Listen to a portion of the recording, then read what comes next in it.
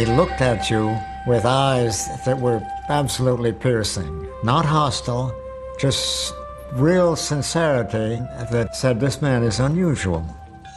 He was small, even by Vietnamese standards. Only 4 feet 11 inches tall and barely 100 pounds, he appeared frail. He tried to project this image of himself as a simple, modest, emaciated, kind of wandering scholar. In fact, he was a tough guy. Perhaps no leader in history has resisted the guns of the enemy as stubbornly or as long as this little man. He's a very shrewd politician and a very good actor. He had an unshakable will that helped liberate a country and humble a superpower.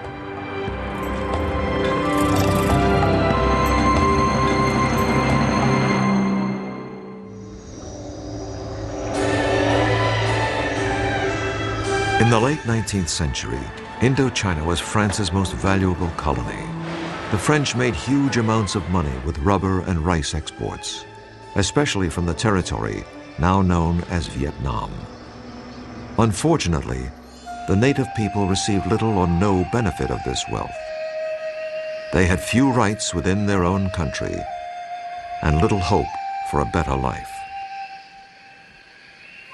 Life was only slightly better for the family of Ho Chi Minh.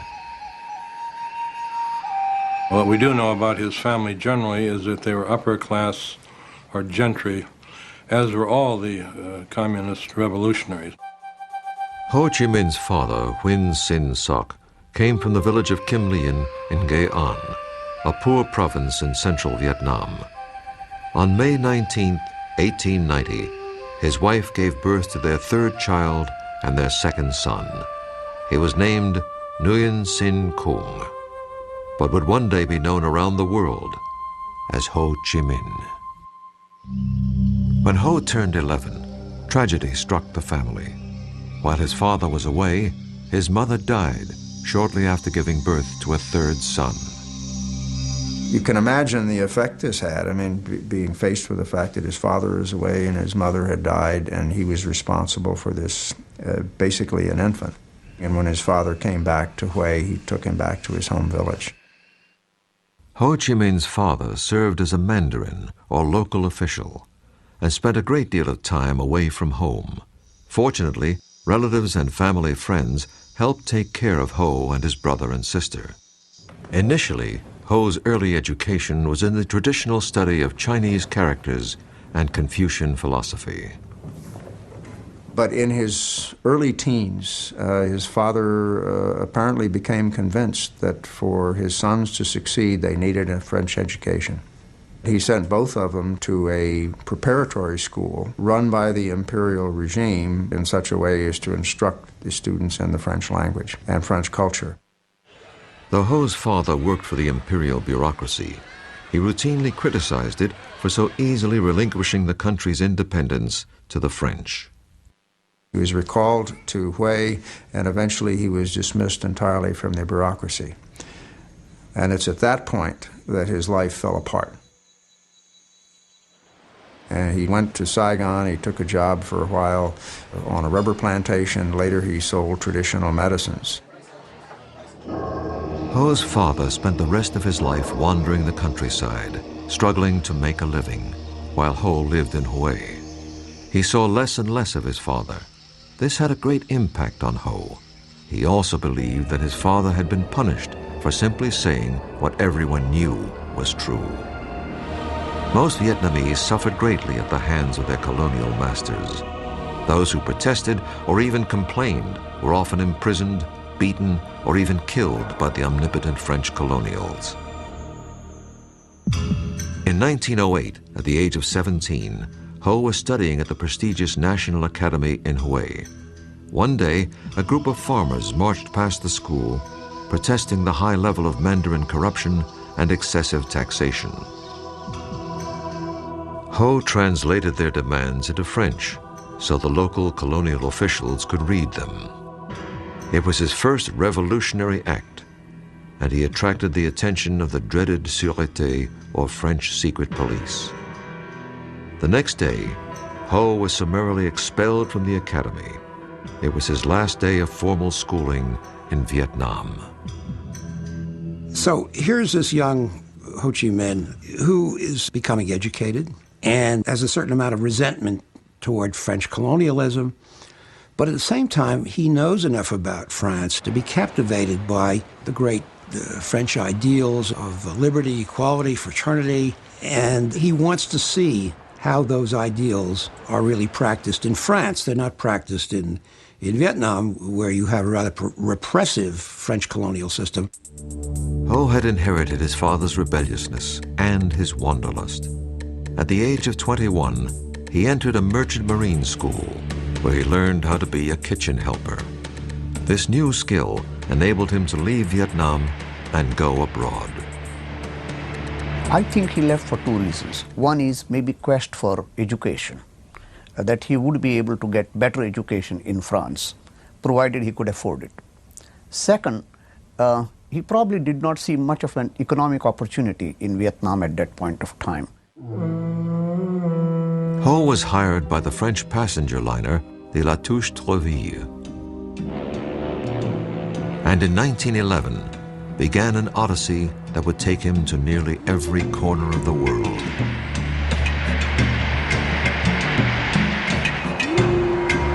Over the next few years, he saw the terrible impact of colonialism on many other countries. This had a profound influence upon him. Finally, Ho arrived in France. Despite his anti-colonial sentiments, Ho applied for entrance to the French colonial school that trained officials to serve in France's colonies around the world. This was hardly the career path of an anti-French revolutionary. Ho's application was turned down. There's no indication as to how he reacted to the rejection, except that we may assume that it probably strengthened his assumption that he couldn't expect to work from within the system, that he was going to have to work outside the system. In other words, it could very well have been one of a whole series of steps that eventually led him into becoming a revolutionary. Ho wandered around France for a year or so. He supported himself with a variety of odd jobs, including gardening and dishwashing. He went back out to sea between 1911 and 1917, traveling to Africa, South America, and even the United States. On one trip, he reportedly jumped ship in Boston and made his way down to New York City. I mean, here he is seeing, as it would be to any kid from this faraway place, the skyscrapers, the highways, taking the subway up to the Bronx, taking the ferry to Hoboken. He was absolutely dazzled by the Statue of Liberty and everything it represented. While working as a dishwasher in New York's Chinatown, Ho was amazed to learn that immigrants in the U.S.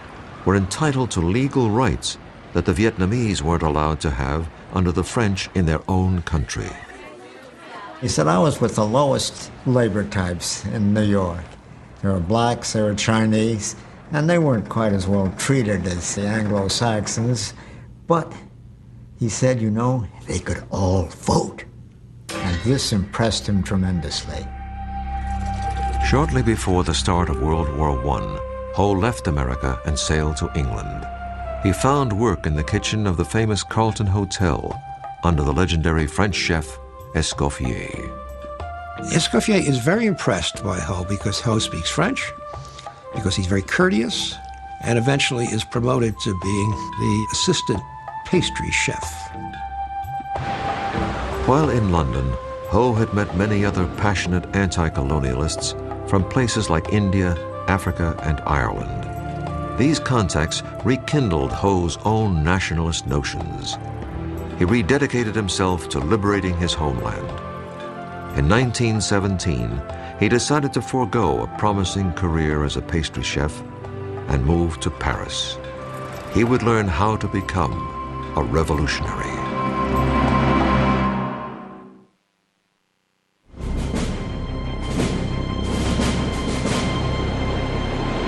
Ho Chi Minh arrived in Paris toward the end of World War I. There was a large Vietnamese community living there, but more important, This was where the decisions that affected colonial Vietnam were made. Ho was determined to help change French policy toward his country. But first, he wanted to experience Paris.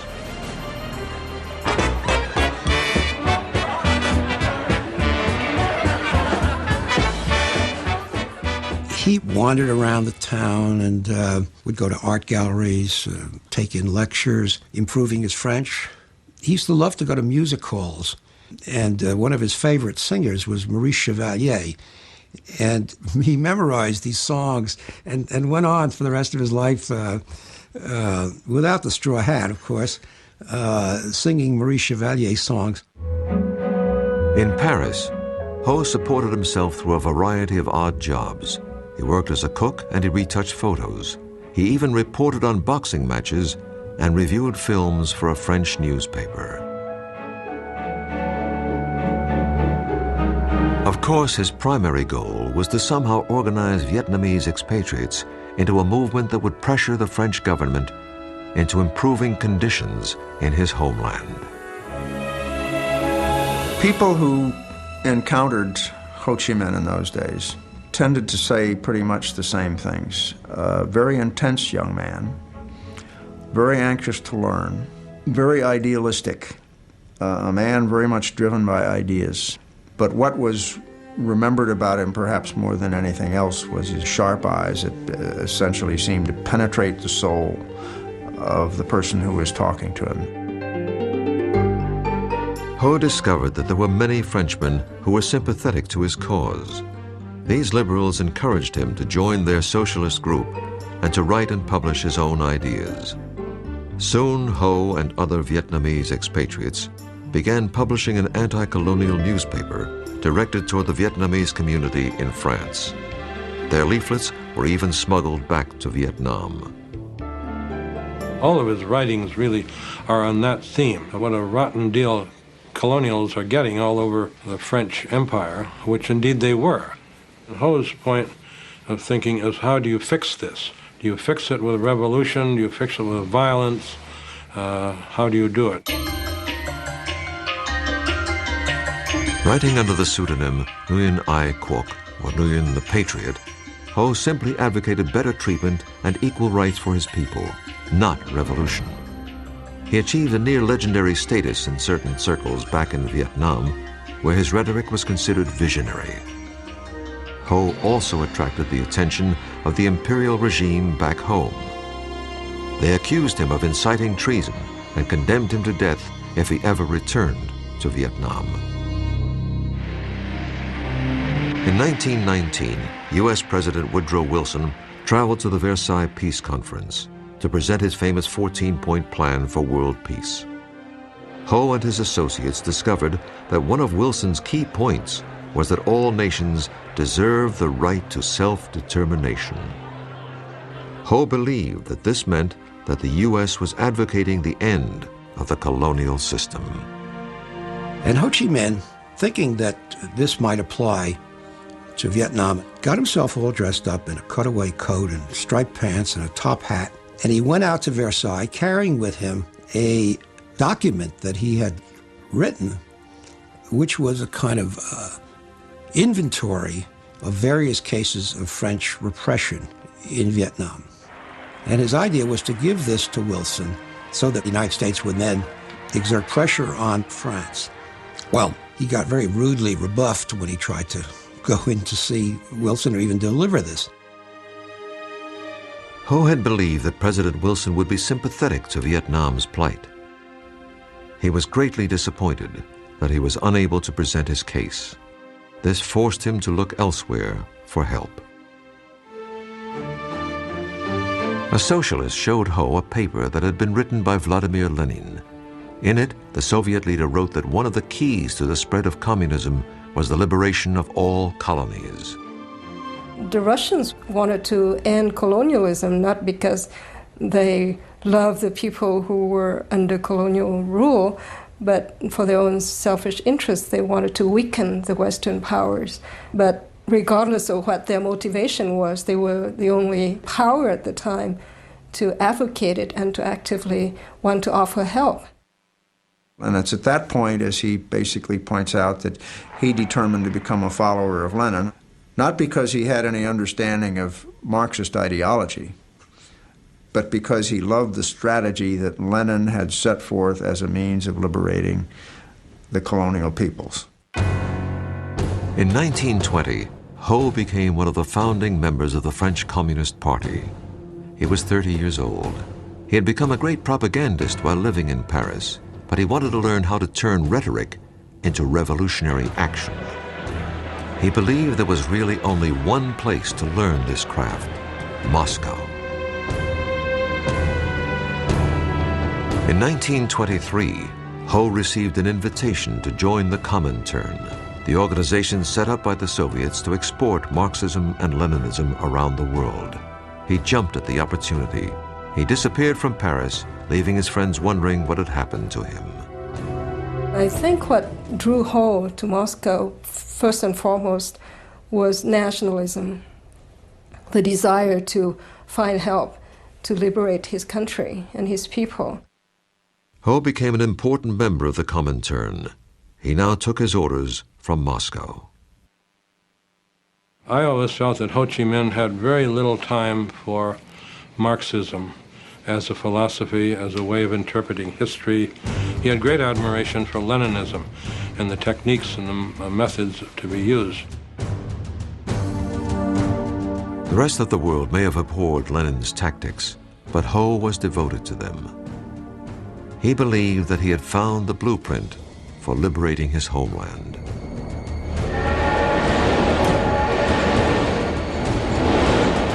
Ho received his first international assignment when he was sent to Canton in South China to help organize communist cadres. It was here that he also began a clandestine lifestyle that would last nearly 30 years. He went underground, so to speak. And you have him wandering around the world under a wide variety of aliases. Some of them Vietnamese, some of them Chinese, depending on where he was and what purpose he needed. If, for example, he contributed to a French newspaper, he'd call himself Victor Le Bon. If he contributed to a Russian newspaper, he'd call himself Nafransky, and so forth. In 1927, Ho was nearly arrested when the Chinese nationalist leader Chiang Kai-shek turned against the communists. Ho narrowly escaped capture and a likely death sentence, and eventually made his way to Siam, or present-day Thailand.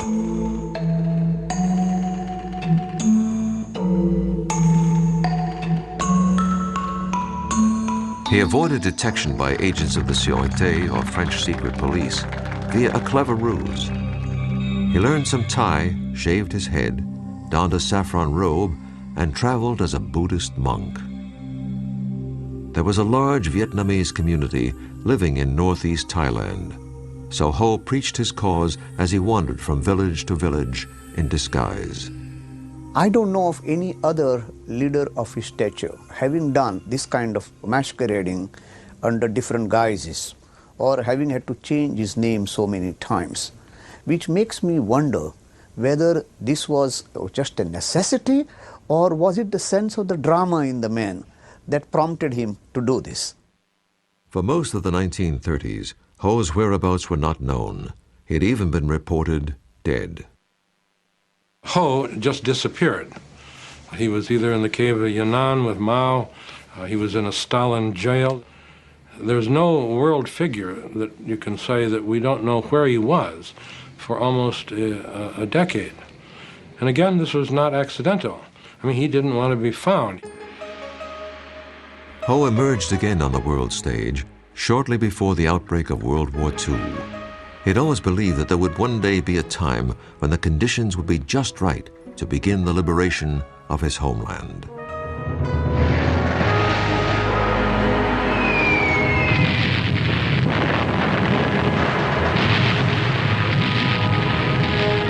When France fell to Germany in the early months of World War II, and the pro-German Vichy government took over the colonial rule of Vietnam, Ho believed that the moment had arrived. In early 1941, he slipped across the Chinese border and into the jungles of North Vietnam. Incredibly, this was the first time Ho had set foot in his homeland in over 30 years. He was armed only with his ideas, but he was determined to lead a revolution, to liberate his country, or to die trying.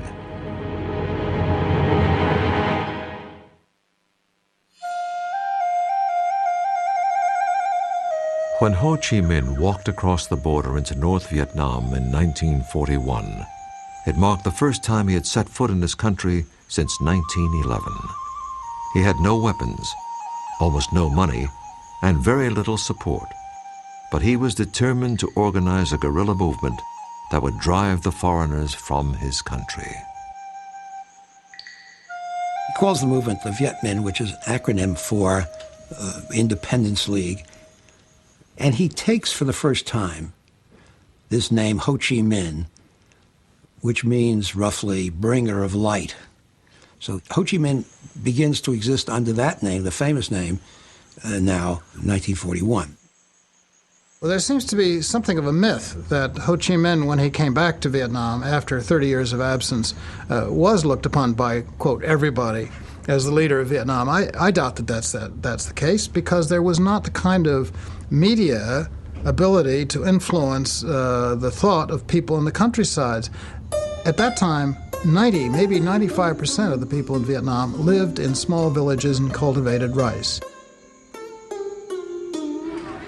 There were educated Vietnamese in big cities like Hanoi and Saigon who greatly admired Ho's writings under his pen name Nguyen the Patriot. But they were in the minority. The vast majority of the people in the country were not familiar with Ho or his work. In fact, most of them could not read. So his main aim was how to communicate and become close to the peasants. So he managed to adopt this very popular style, talking very simply to the peasants and being like an uncle, a member of the family. Ho brought the role that his father had played as the avuncular village mandarin or local public official to a national level. Though some critics believe that this persona was nothing short of a calculated act, it was effective and the movement gained momentum. I think Ho Chi Minh's goal determined his behavior. In order to reach the masses, he had to be looking and acting and living like a peasant, to be in communion with the needs of the peasants. Ho and his followers also promoted the notion that he was a lifelong celibate who didn't have time for romance or a family because he was so devoted to his cause. This was a myth. It's fairly clear now that he had several relationships. Whether they were formal marriages or not is difficult to substantiate because there are no certificates that we can point to. It's quite well established that he had either a Chinese wife or a Chinese concubine when he was in Hong Kong. No one knows at this point what happened to that woman. If Ho was married when he returned to Vietnam, it was to his cause. He was much more interested in finding the right people to form the nucleus of his movement. One of Ho's best decisions was to enlist the help of a talented young man named Vo Nguyen Giap. Giap had a brilliant military mind and was a born leader. But when Giap and his men first encountered Ho, they didn't know who he was or why they should follow him. Ho told them that he had been trained in Moscow and that he was going to liberate the country by using the proven methods of his hero, Lenin. Giap and his men, and hundreds of others, soon joined Ho.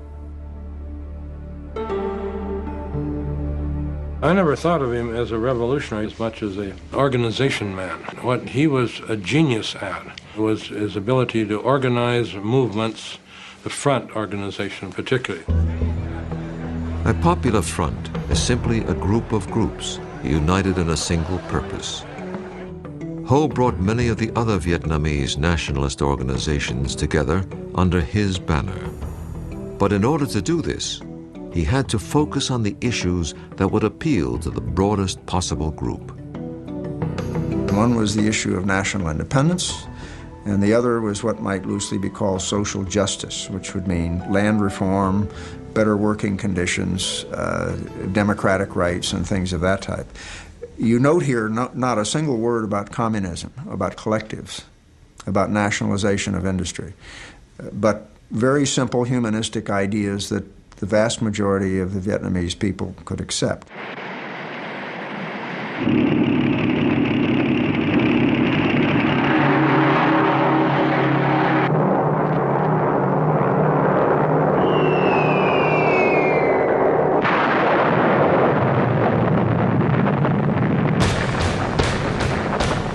On December 7, 1941, Japan bombed the U.S. fleet at Pearl Harbor, Hawaii, and then launched an all-out attack against the British and Dutch colonies of Southeast Asia.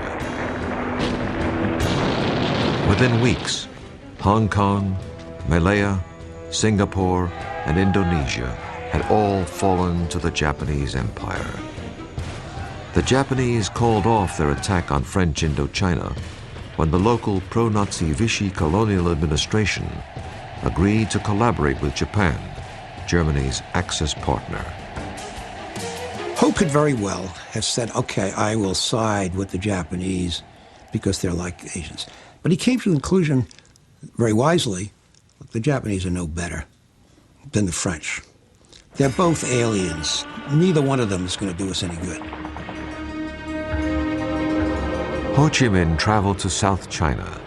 Since the Chinese were also fighting Japan, he believed that he could get some military aid from the nationalist Chinese.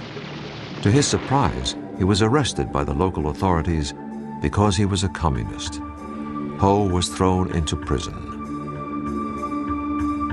He kept a journal, writing mostly in the Chinese of his youth, in hopes of converting his captors to his point of view. In one poem he wrote, "My heart travels 1,000 miles toward my native land. Innocent, I have now endured a whole year in prison. Using my tears for ink, I turn my thoughts into verse." Ho's health deteriorated as the months passed. He had to find a way out of prison, or he would never live long enough to liberate Vietnam.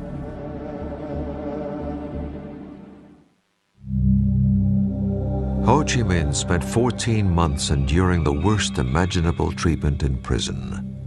As the war worsened for the Chinese, Ho convinced his captors to release him so that he could gather intelligence on the Japanese. He was released in 1943 and walked all the way back to his old base in North Vietnam. His co-patriots were stunned. They thought he had died. Once again, he became the leader. He was 53 years old.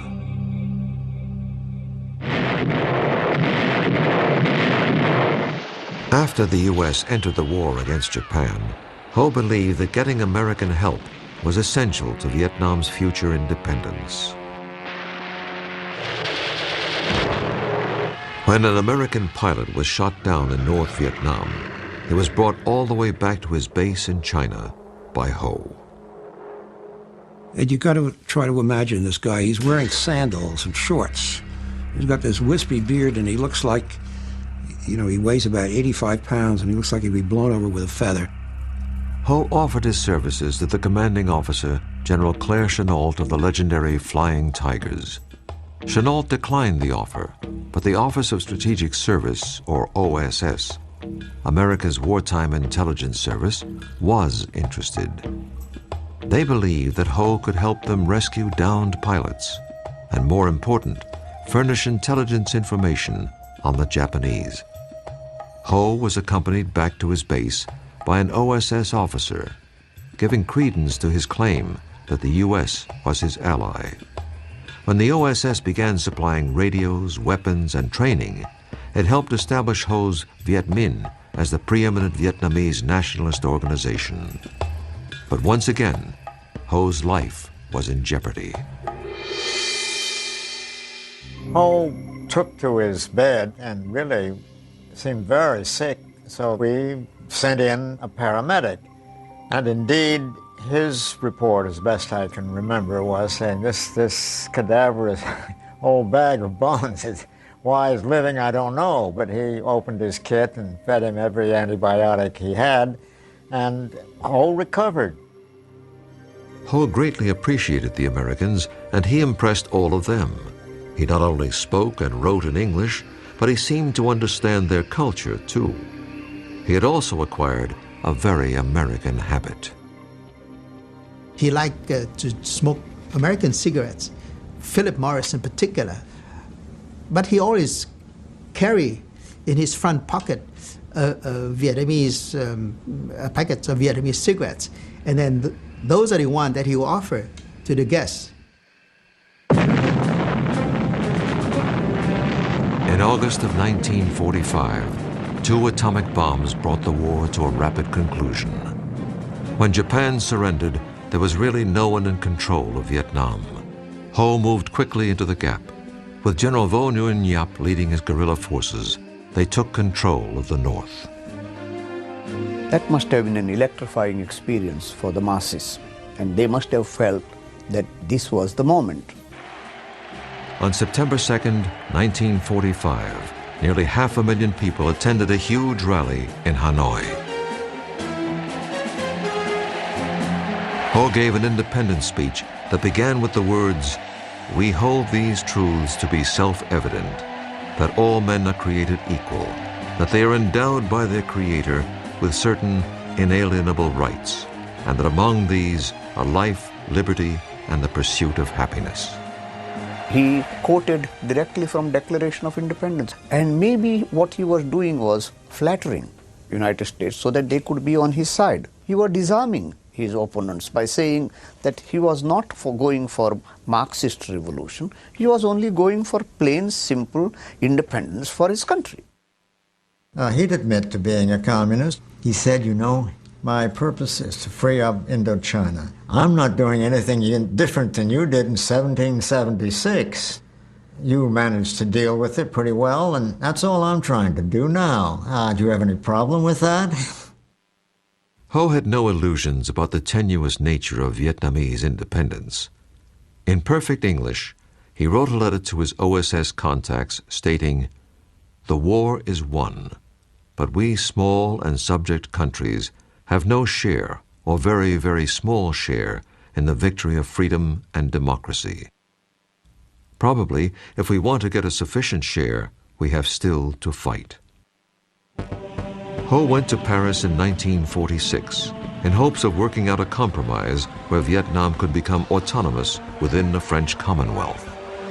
I think Ho Chi Minh was trying to postpone the inevitability of armed conflict with France, because I think he was under no illusion that the French would give up without a fight.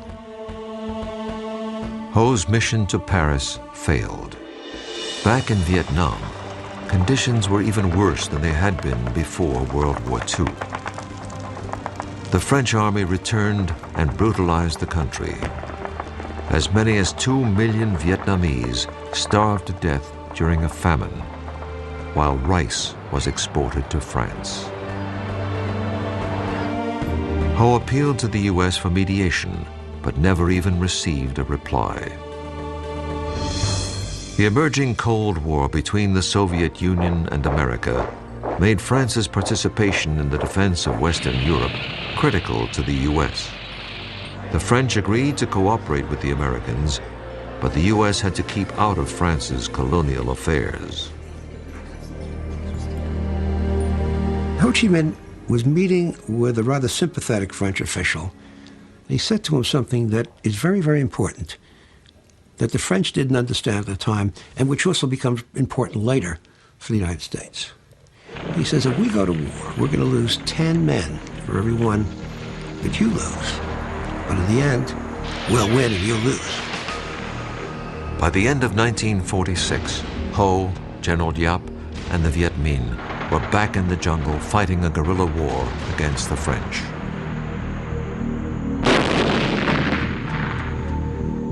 Initially, it seemed unlikely that the Viet Minh would have any hope in defeating the French.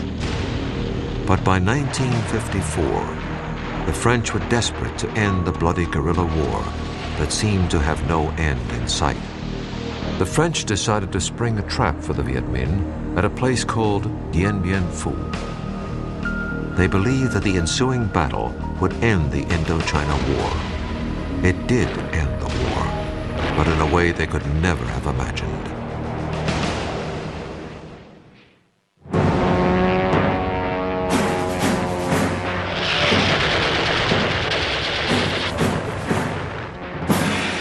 In March of 1954, the French army believed that they had lured Ho Chi Minh's forces into a trap near a remote outpost called Dien Bien Phu. Unfortunately for the French, they only trapped themselves. The battle cost the French over 15,000 casualties. It also cost them Indochina. The Viet Minh victory over the French marked the first time that a European power had been defeated in battle by its colony since the American Revolution.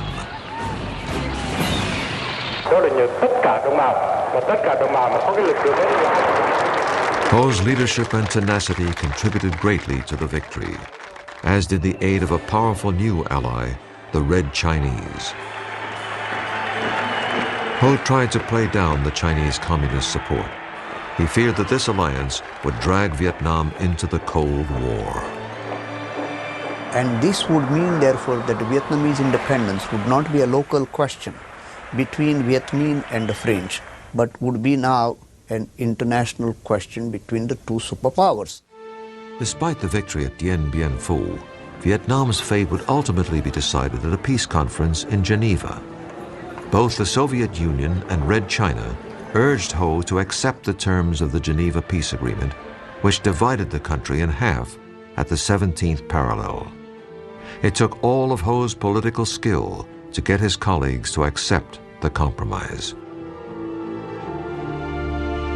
After 1954, Ho and the Communists concentrated on building a socialist state in the North. They implemented a land reform program modeled after the one created by Mao in China. And it was a very brutal program. Lots of landowners were executed.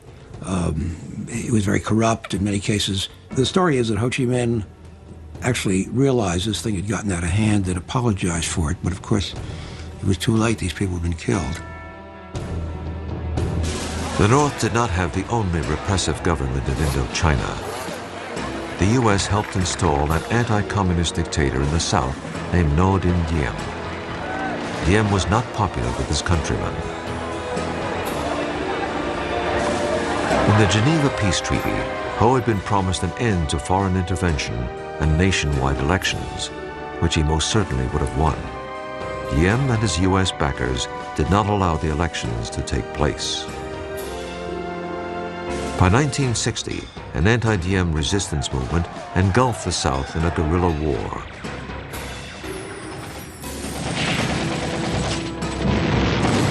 The more the North supported the guerrillas, or Viet Cong, the more the U.S. intervened to counter the spread of communism. Just as Ho had feared, Vietnam had become the key battlefield of the Cold War. We had this idiotic idea that communism was a monolith, that all communists were the same, and Ho was part of that monolith. But there's a lot of evidence that he wasn't. If only we had come to the point where we'd say, okay, he's a communist, but he's our communist, you know? By 1966, the Vietnam War was in full swing. By now, Ho was 76 years old and probably not involved in the day-to-day conduct of the war. But he was still the prime source of inspiration to the Vietnamese people to fight on, no matter the cost. Ho Chi Minh died on September 2nd, 1969, at the age of 79. Though it would be almost 6 more years before the final Vietnamese victory, most of Ho's countrymen believed that he was the one most responsible for the liberation and unification of Vietnam. Today, Ho Chi Minh's legacy is as controversial and complex as the man himself. There's On the one hand, the image of Ho Chi Minh as the patriot, the leader of his country's struggle for national liberation, the man of simple taste, a man who is almost more a Confucian than he is a Marxist or a Leninist. The other image of Ho Chi Minh is as an international communist agent, the head of a repressive regime which carried out policies deeply repugnant to many Vietnamese. I think you got to deal with the dual character of this man. At the same time that you have this image of the kindly, wispy, emaciated, frail Ho Chi Minh, you got to remember underneath that is a really tough figure, absolutely dedicated, absolutely relentless. The ends were always more important than the means to Ho Chi Minh. But some critics believe that the communist economic and political system that he left behind was too high a price for independence and unification. Ho Chi Minh said in 1945, they would like to have Vietnam independence, freedom, and happiness. And from the three slogans, what is left right now? Independence, yes, but what does it mean without having freedom and happiness? There's no doubt that the communists under Ho often brutally eliminated their political opponents. But Ho's role in this is not clear. Ho was the leader at the time, and errors did take place, so he should take some of the blame. I think he was a very driven man, a man driven by the cause that he believed in. As a young man, Ho dreamed of changing the lives of the Vietnamese people, but he probably never dreamed how much he would also change the United States. Ho Chi Minh hands the United States the first defeat in its history, in the longest war of its history. And in that respect, he should teach us a lesson, which is you don't get involved in wars in these places when you're up against enemies that are intensely, passionately nationalistic and are prepared to make these limitless sacrifices to win. Recent estimates of Vietnamese casualties since 1946 are placed at over 3,500,000 dead. This staggering number is a reflection of the steely determination of Ho Chi Minh and the Vietnamese people. Ho Chi Minh's enduring legacy in terms of his image and the way he is seen around the world, I think probably he's remembered perhaps more than anything else as the leader of probably the most successful movement for national liberation that we've seen in our century.